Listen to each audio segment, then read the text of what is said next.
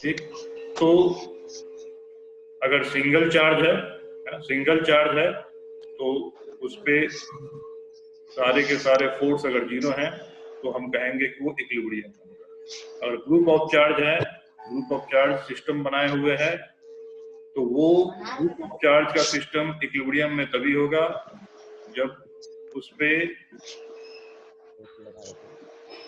पे एक्ट करने वाले इंडिविजुअल चार्जेस पे एक्ट करने वाले सारे फोर्स क्या होने चाहिए, सम जीरो होना चाहिए। अब ये जो इक्विलिब्रियम है, ये इक्विलिब्रियम 3 तरीके का होता है। मैं इसको स्क्रीन से हटा रहा हूं। ये इक्विलिब्रियम 3 तरीके का होता है। Okay, there are 3 types of equilibrium.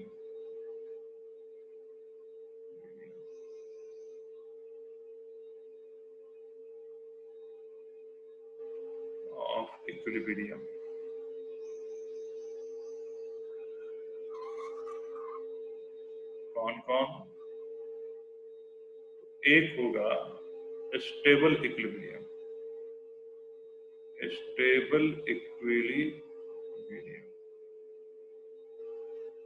दूसरा अनस्टेबल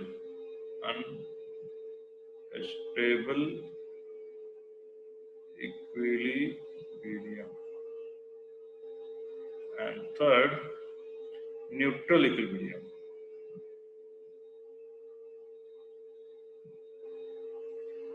न्यूट्रल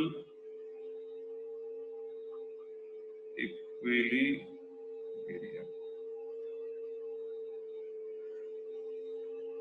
अब इसको तुम इस तरह समझ सकते हो।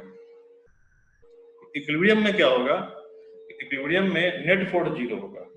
तो अगर नेट फोर्स जीरो हुआ तो उसका मतलब ये हुआ कि कोई नेट फोर्स नहीं है, तो सिस्टम का जो भी स्टेट होगा, स्टेट ऑफ रेस्ट अगर होगा तो स्टेट ऑफ रेस्ट, और अगर स्टेट ऑफ यूनिफॉर्म मोशन होगा तो स्टेट ऑफ यूनिफॉर्म मोशन वो कंटिन्यू रहेगा in case of equilibrium.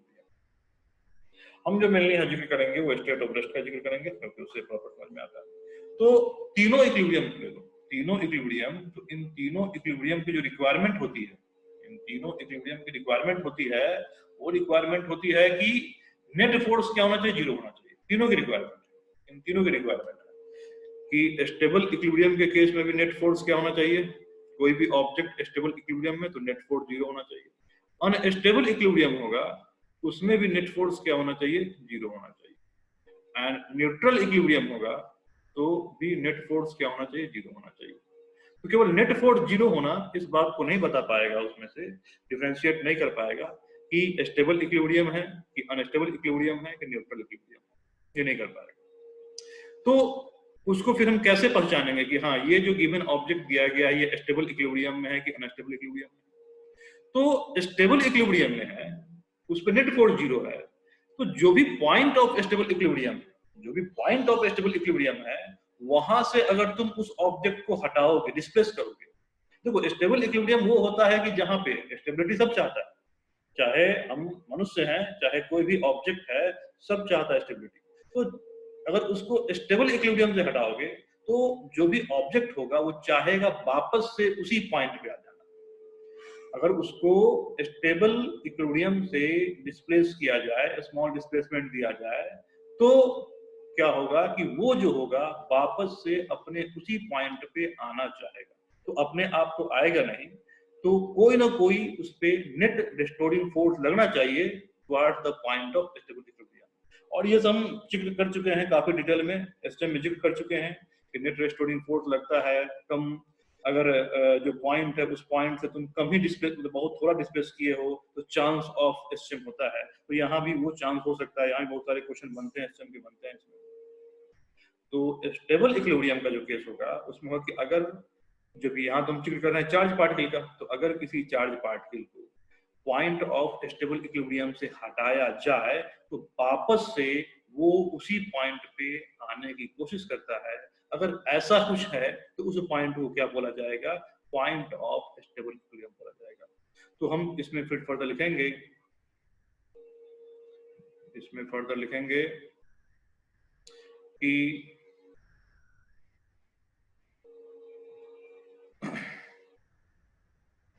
Stable equilibrium के बारे में कि after displacing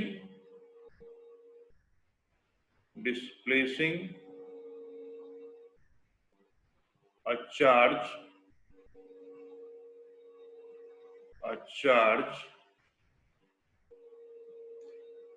from a charge particle from its equilibrium position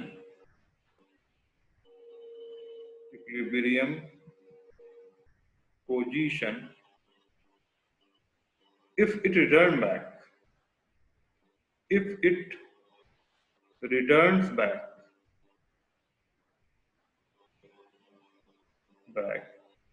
then it is said to be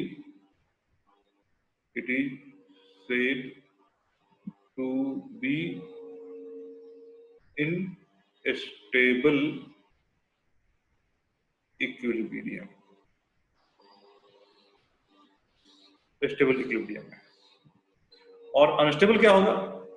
तो unstable का होगा कि अगर उसको उस पॉइंट से हटाया जाए, उस पॉइंट से, जो पॉइंट ऑफ इक्विलिब्रियम है, उस पॉइंट से हटाया जाए तो कभी भी लौट के वो उस पॉइंट पे नहीं आएगा, उससे दूर भागना चाहेगा।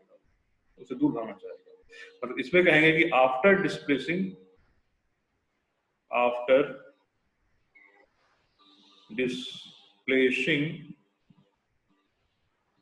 a charge from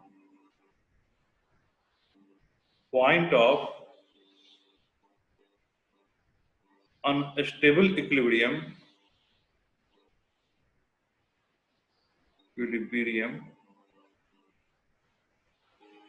it never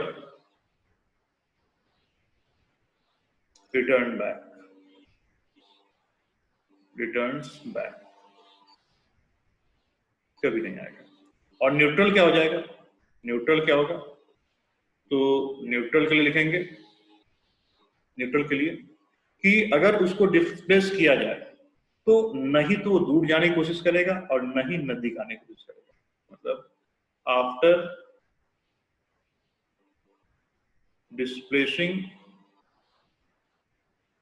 displacing a charged particle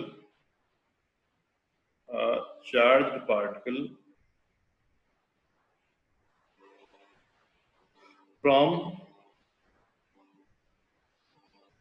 its equilibrium point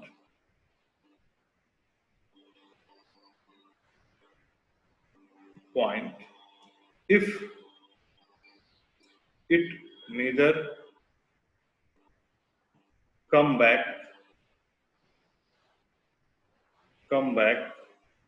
nor moves away but remain in the position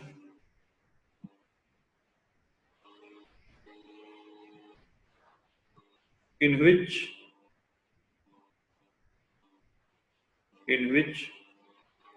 it was kept, then it is said to be in neutral equilibrium.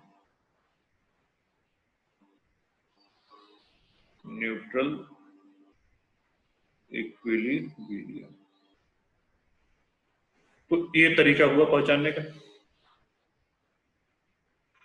समझ में आया ये? Yes.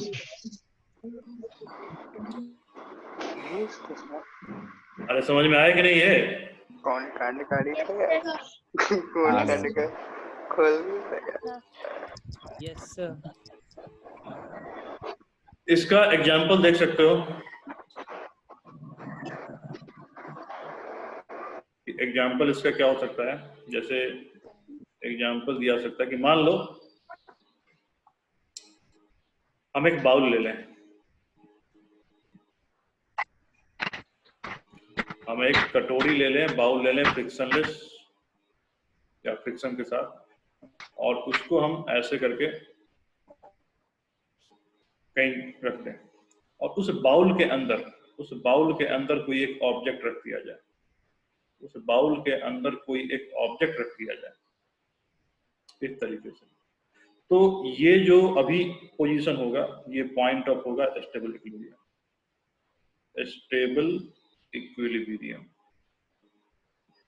Stable equilibrium क्यों होगा? क्योंकि अगर इसको तुम यहां से डिस्प्लेस करते हो, अगर इस ऑब्जेक्ट को यहां से डिस्प्लेस करते हो, ये ऑब्जेक्ट वापस से अपने इसी पोजीशन पे आ जाएगा। ठीक है, अब अगर मान लो इसी बाउल को उल्टा करके, ऐसे उल्टा करके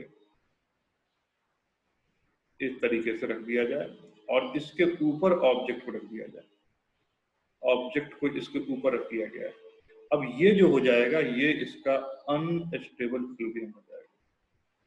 अनस्टेबल इक्विलिब्रियम कि अगर इसको हल्का सा भी फोर्स लगा के यहां से डिस्प्लेस किया जाए तो कभी भी इस पॉइंट पे लौट के ये नहीं आएगा। एंड न्यूट्रल का क्या हो जाएगा? न्यूट्रल का क्या हो जाएगा कि सिंपल ग्राउंड है, उस ग्राउंड पे कोई ऑब्जेक्ट रखा हुआ है। देख सकते हो कि हर एक केस में, इस केस में जो इस पर फोर्स लग रहा है, कौन कौन फोर्स लग रहा है? तो इसमें जो फोर्स लग रहा है, इस पे नॉर्मल फोर्स ऊपर लग रहा होगा और mg नीचे लग रहा होगा, और नॉर्मल mg एक दूसरे को बैलेंस किया होगा, तो F नेट क्या होगा? 0 होगा। यहाँ पे 0 होगा।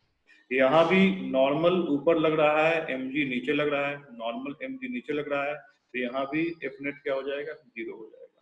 ठीक है, और अगर यहाँ पे ले ले ये वाला केस, तो यहाँ भी इसका mg नीचे और नॉर्मल ऊपर लग रहा होगा, तो F नेट क्या हो जाएगा? F नेट इसमें 0 हो जाएगा। अब इसको अगर मैं इस पॉइंट से यहाँ से हटाऊं तो इसकी अपनी कोई टेंडेंसी नहीं होगी इसको यहाँ से वापस आने की और न इसे दूर जाने की, तो ये केस क्या होता है? न्यूट्रल इक्विलिब्रियम हो जाता है। ठीक,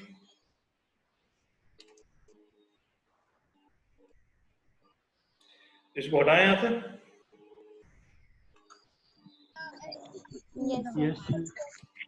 Yes, sir. इसी चीज को, इसी इक्विलिब्रियम के चीज को हम एनर्जी के टर्म में भी समझ सकते हैं। इसी इक्विलिब्रियम के चीज को एनर्जी के टर्म में भी देखा जा सकता है। वो क्या होता है? देखो, पोटेंशियल एनर्जी के फॉर्म में इस चीज को देखा जा सकता है कि पोटेंशियल एनर्जी के फॉर्म में इसको कैसे लिखेंगे।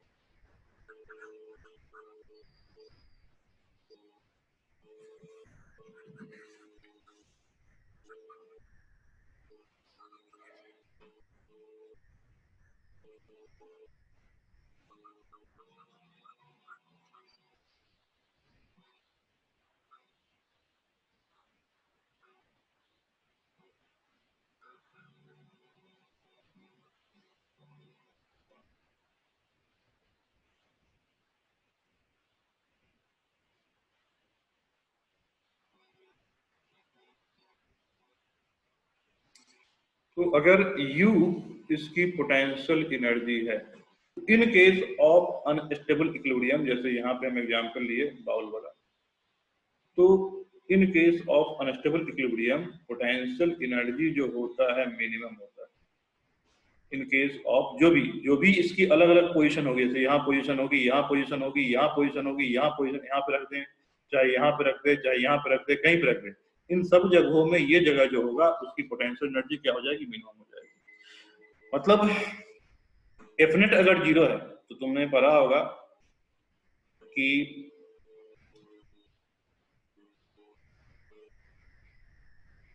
अनम्यूट नहीं हो रहा है। हाँ, कर दिया अनम्यूट। बोलो, कोई डाउट है तो। साक्षी, कोई डाउट है तो पूछ लो। अनम्यूट मैंने यहाँ से कर दिया है, अगर तुम्हें कोई डाउट है तो पूछ सकते हो। नहीं? Okay.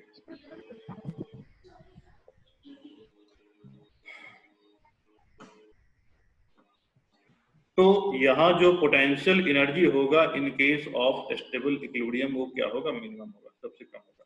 ठीक है, इसी चीज को जैसे कि एफ नेट इक्वल टू जो जीरो है, एफ नेट इक्वल टू जो जीरो है, तो इस चीज को हम कह सकते हैं कि डिफरेंशियल ऑफ पोटेंशियल एनर्जी जो क्या होना चाहिए, जीरो होना चाहिए। एंड इस केस में एक और होगा कि इसका डबल डिफरेंशियल पोजीशन के रिस्पेक्ट में क्या होना चाहिए, ग्रेटर देन जीरो होना चाहिए in case of stable equilibrium. In case of unstable equilibrium की बात होगा तो पोटेंशियल एनर्जी जो हो जाएगा यू, पोटेंशियल एनर्जी उस पॉइंट पे क्या होगा, मैक्सिमम होगा। जैसे हम ये वाला केस लिए थे कि बाउल को हमने इस तरीके से उल्टा रख दिया था और यहाँ पे ऑब्जेक्ट रख दिया। अब यहाँ पे रखे, चाहे यहाँ पे रखे, चाहे यहाँ पे रखे, कहीं भी रखेंगे तो इसकी जो पोटेंशियल एनर्जी होगी, और यहाँ कौन सी पोटेंशियल एनर्जी होगी, ग्रेविटेशनल पोटेंशियल एनर्जी, जो भी पोटेंशियल एनर्जी होगी वो क्या हो जाएगी, वो मैक्सिमम हो जाएगी। तो इस चीज को भी हम ऐसे लिखते हैं कि इसका du अपॉन dr तो जीरो होना चाहिए एंड डबल डिफरेंशियल जो होना चाहिए वो स्मॉलर देन जीरो होना चाहिए।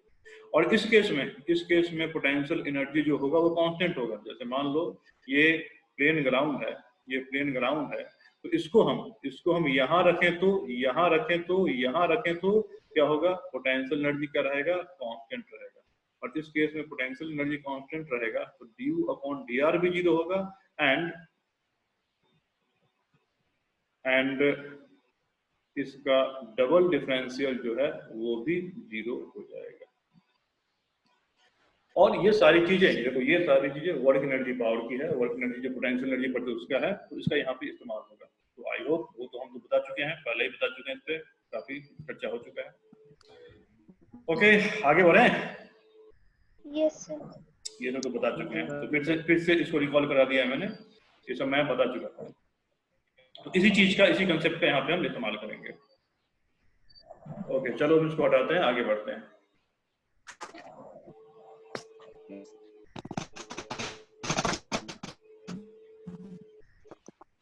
हम जो यहाँ चार्ज का लेंगे, डिफरेंट केस लेंगे, यहाँ पे डिफरेंट केसेस ऑफ इक्विलिब्रियम जो लेंगे,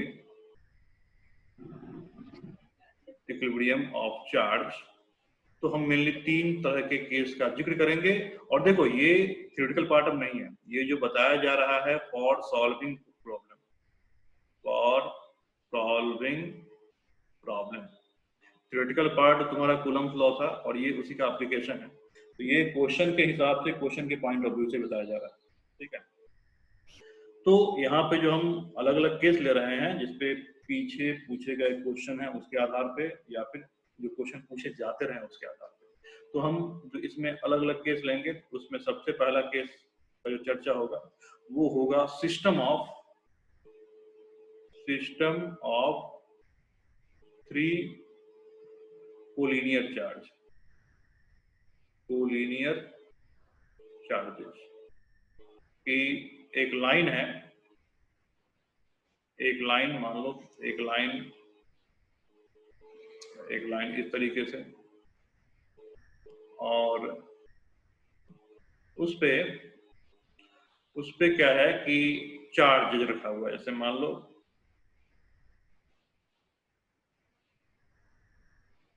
एक चार्ज यहाँ पे है, एक चार्ज यहाँ पे है, एक चार्ज यहाँ पे है, एक चार्ज यहाँ पे, एक चार्ज यहाँ पे, एक चार्ज यहाँ पे, दो केस ले रहे हैं।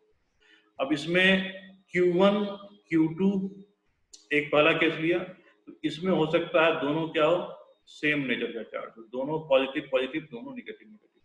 चार्ज यहाँ पे फिक्स हो सकता है, मतलब ये चार्ज Q1 फिक्स हो सकता है और फ्री हो सकता है।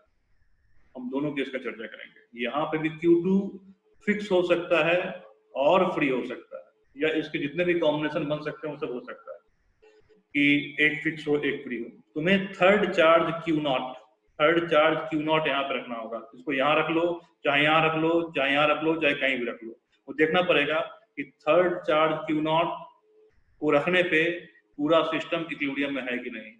पूरा सिस्टम इक्विलिब्रियम कहने का मतलब Q1 Q2 Q3 Q1 Q2 Q0 इन सब पे नेट फोर्स क्या होना चाहिए, जीरो होना चाहिए। एक ये केस हो सकता है। दूसरा केस हो सकता है Q1 ले लिया, Q2 ले लिया। अब ये हो सकता है पॉजिटिव, ये हो सकता है नेगेटिव, या ये हो सकता है नेगेटिव, ये हो सकता है पॉजिटिव।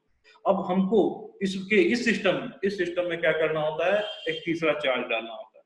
अब तीसरा चार्ज हम कहाँ डालें, कैसे डालें? तीसरा चार्ज Q0 हम यहाँ पे डालें, या फिर Q0 हम यहाँ पे डाल दें। कहाँ पे डाल दें? तो कहाँ पे डालें ताकि सिस्टम जो है बैलेंस हो। अब अगेन यहाँ पे ये फिक्स हो सकता है या फ्री हो सकता है, फिक्स हो सकता है या फ्री हो सकता है, या फिर ये भी फिक्स हो सकता है या फ्री हो सकता है। ये जो चार्ज लाओगे ये हमेशा फ्री रहेगा, Q0 जो लाओगे हमेशा फ्री रहेगा, ये ऑलवेज फ्री रहेगा, ये फिक्स नहीं होगा, क्योंकि इसको ला के वहां पे हमें रखना है, इसको हमको ला के वहां पे रखना है। तो एक केस यहाँ पे हो सकता है, ये केस हो सकता है। दूसरा केस हम लेंगे इसमें पेंडुलम प्रॉब्लम, दूसरा केस लेंगे पेंडुलम प्रॉब्लम, या फिर ऐसे कहो इसको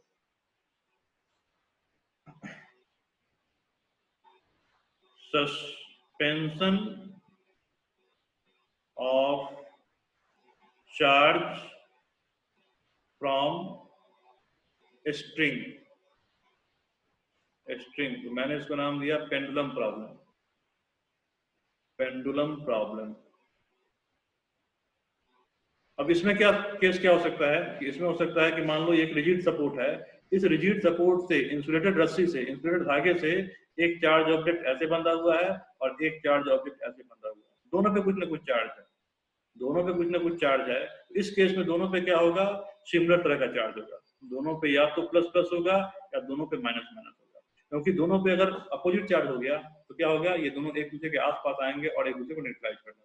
अब इन दोनों पे सेम चार्ज होगा, अब इन दोनों के बीच में सेपरेशन होगा कुछ ना कुछ, और यहाँ पे ये दोनों इक्विलिब्रियम में आएगा, इस पे और भी फोर्स लग रहे होंगे, तो फिर यहाँ पे इक्विलिब्रियम की क्या कंडीशन बनेगी वो। या इसका एक और केस हो सकता है कि यहाँ इस रिजिड सपोर्ट से ये बंधा पड़ा है, इस तरीके से बंधा पड़ा है, और यहाँ पे मैंने एक और दूसरा चार्ज रख दिया, वो रस्सी से नहीं लटक रहा है, वो सिंपली इसी से बंधा हुआ है। यहाँ पे मैंने एक Q1 चार्ज ले लिया, Q2 चार्ज ले लिया, ये भी प्लस है, ये भी प्लस है, या ये माइनस है, ये भी माइनस है, दोनों लगता है। अब इनके बीच में फोर्स 30% लग रहा है और ये यहाँ से मूव कर गया है और इक्विलिब्रियम में, ये हो सकता है।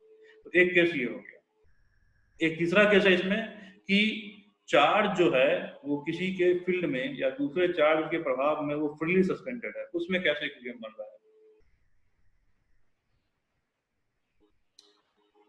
ये समझ में आया कि हम जो चर्चा करने वाले हैं क्या क्या होगा? Yes sir.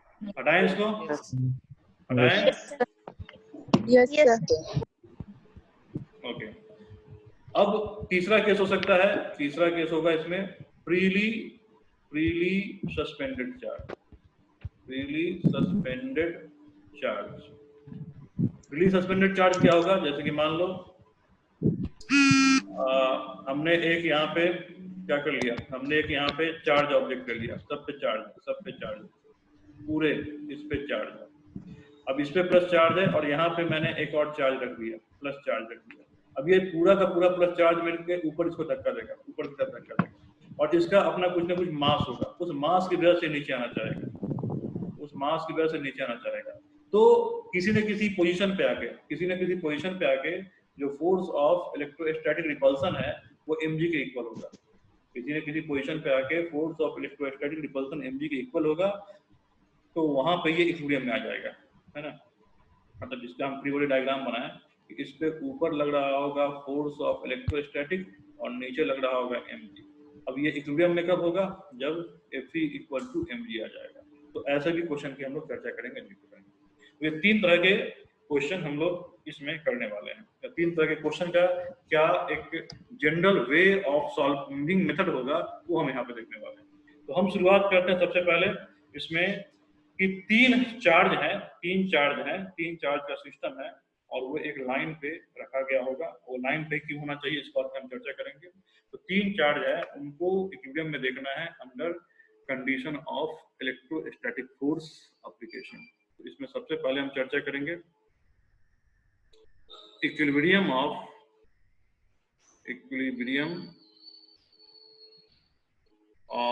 Three charges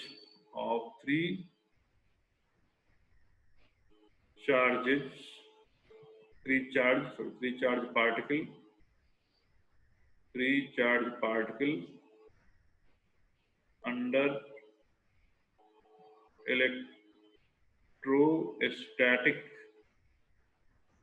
force, electrostatic force के अंदर ये कैसे इक्विलिब्रियम में होगा, इसका हम तो इसको हम बता रहे हैं तुमको एक एग्जांपल से, क्वेश्चन से ही, बहुत सारे क्वेश्चन से बताएंगे और उसमें क्या शॉर्टकट फार्मूला अप्लाई होगा उसको हम फिर निकालेंगे। ओके, तो जैसे मान लो हमने लिया यहाँ पे एग्जांपल 1, तो ये एग्जांपल क्या है, ये एग्जांपल है कि मेरे पास दो चार्ज है, एक लाइन है, इस लाइन पे मेरे पास दो चार्ज है,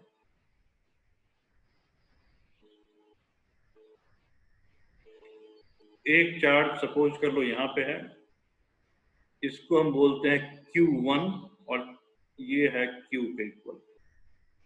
दूसरा चार्ज जो है ये यहाँ पे है, इसको हम बोलते हैं Q2 फॉर्मूला जनरल निकालने के लिए, और ये है 4Q के इक्वल। दोनों इसमें क्या है, दोनों इसमें पॉजिटिव चार्ज है, ये भी पॉजिटिव है और ये भी पॉजिटिव है, ठीक है। और दोनों के बीच का जो सेपरेशन है वो L, ये हमें गिवन है, दोनों के बीच का सेपरेशन L है, दोनों के चार्ज का साइन विथ मैग्नीट्यूड दिया गया है और ये भी दिया गया है कि ये फिक्स है, ये जो चार्ज है इसको फिक्स करके यहाँ पे रखा हुआ है। आसान केस होता है फिक्स वाला, फ्री वाला जो होता है थोड़ा मुश्किल होता है, तो पहले फिक्स कर लेंगे उसके बाद फ्री करेंगे। तो दोनों चार्ज, इसको यहाँ पे किसी से रिजिड सपोर्ट से यहाँ रखा हुआ है और इसको भी यहाँ पे पकड़ के किसी ने रिजिड सपोर्ट से रखा हुआ है। अब क्वेश्चन पूछ रहा है इसमें कि find location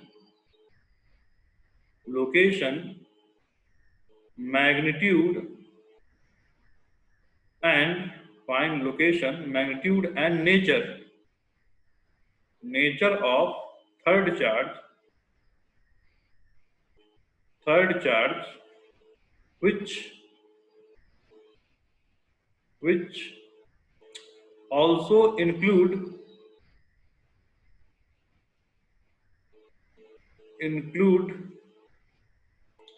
in system of two charge such that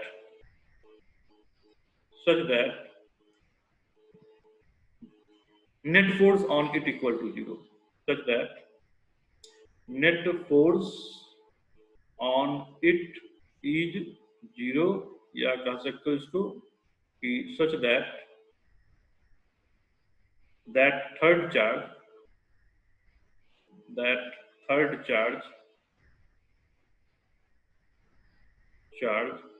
is in equilibrium। अब देखो ये दोनों तो इक्विलिब्रियम में होगा, क्यों? क्योंकि इसको फिक्स किया हुआ है, ये कहीं नहीं जाने वाला, इसको फिक्स किया हुआ है, इसको किसी ने पकड़ के रखा हुआ होगा, तो किसी ने अगर पकड़ के रखा हुआ हो तो रेस्ट में होगा, तो ये दोनों इक्विलिब्रियम में होगा। अब हमें बताना है कि थर्ड चार्ज कहाँ पे, इस लाइन पे होना चाहिए, कहीं और होना चाहिए, उसकी लोकेशन पोजीशन जो है वो कहाँ पे होगा वो बताओ। तो इसका प्रॉपर मैग्नीट्यूड, नेचर क्या होगा, साइन क्या होगा, उसको हमको बताना है। सो ये कैपिटल Q है Q1, सर ये कैपिटल Q है और ये भी कैपिटल Q है, 4 कैपिटल Q है, ये 4 कैपिटल Q है। चलो एक आंसर आ भी गया है, इनका का आंसर आ गया है और सही है वो आंसर, बाकी लोग ही बनाओ। और ये सेशन एंड होने वाला है, तो एंड हो जाए तो लॉगिन कर लेना, तो बना के आंसर बताओ। और अगर इसका कोई शॉर्टकट फार्मूला होता है तो भी बताऊंगा, क्योंकि मैं इसमें शॉर्टकट फार्मूला बताऊंगा, तुम अगर निकालो तो अच्छी बात है। तो आंसर जो आया है वो L/3 आया है, L/3 आंसर दिया है, तो L/3 कहाँ पे होना चाहिए? L/3 तो बहुत सारा हो जाएगा। सर बिटवीन द दोनों के बीच में, नहीं सर, Q1 के पास, Q1 के Q2 पास से मतलब बीच में ही हुआ ना दोनों के, Q1 से होगा। अच्छा, चार्ज का नेचर मैग्नीट्यूड क्या होना चाहिए, मतलब पॉजिटिव नेगेटिव, उसकी मैग्नीट्यूड क्या होनी चाहिए? मतलब पॉजिटिव ही होना चाहिए, पॉजिटिव होगा सर। कितने मैग्नीट्यूड का होना चाहिए, उसको Q के टर्म में लिखना है। जो Q0 है वो Q0 की वैल्यू जो है, Q0 जो है वो Q0 कितना होना चाहिए लिखना पड़ेगा। ये Q0 हम थर्ड डाल रहे हैं, ये पॉजिटिव है कि नेगेटिव है ये बताना है, और साथ में इसकी मैग्नीट्यूड बतानी है इन टर्म्स ऑफ वही Q1 एंड Q2, Q1 और Q2 के टर्म बताना।